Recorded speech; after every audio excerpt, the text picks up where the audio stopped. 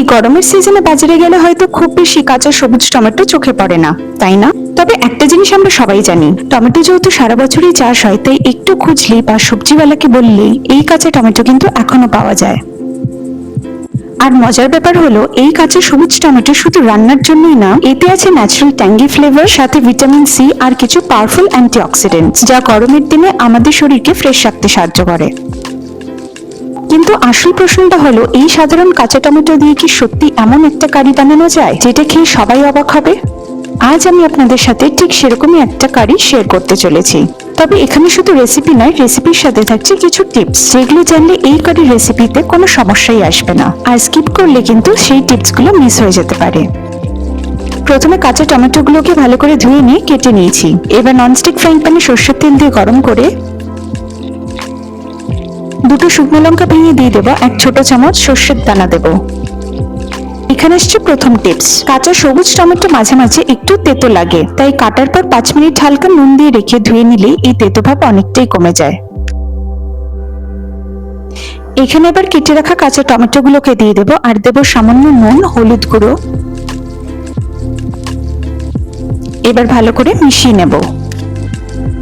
এখানে আসছে tips number 2। Tomato দেওয়ার পর প্রথম 2-3 মিনিট ঢাকনা না দিয়ে নেড়ে কষিয়ে নিন।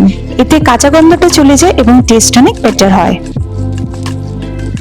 এবার কিছুক্ষণ ঢেকে রাখার পর, ওই ধরুন 1 মিনিটের মতন ঢেকে রেখেছিলাম, তারপর উল্টে পাল্টে নিয়ে এখানে আমরা জল দিয়ে দেব।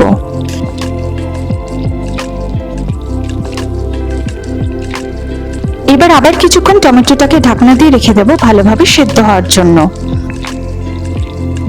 তবে খেয়াল রাখতে হবে যাতে টমেটোটা বেশি নরম না হয়ে যায়। এখানে আসছে টিপস নাম্বার 3। যদি টমেটো বেশি নরম হয়ে যায়, তখন ঢাকনা খুলে হাই ফ্লেমে 1-2 মিনিট শুকিয়ে নিন, তাহলে টেক্সচারটা ঠিক হয়ে যাবে। এখানে দেখুন টমেটোটা ভালোভাবে সিদ্ধ হয়ে গেছে। এবার এখানে আমি 2 ছোট চামচ সর্ষে পোস্ত কাঁচা লঙ্কা পেস্ট দিয়ে দেবো। তারপরে ভালো করে মিশিয়ে নেব যতক্ষণ না মশলার কাঁচা ভাবটা চলে যাচ্ছে। আমাদের কারিটা প্রায় রেডি। এবার নামানোর আগে হাফ ছোট চামচ চিনি দিয়ে মিশিয়ে নিলেই একদম পারফেক্ট হয়ে যাবে। এখানে আসছে টিপস নাম্বার 4। সব টমেটোর টক একরকম হয় না। যদি খুব বেশি টক লাগে, তখন শেষে শুধু চিনি নয়, একটু গুড় দিলে স্বাদ অনেক ন্যাচারাল ব্যালেন্স হয়।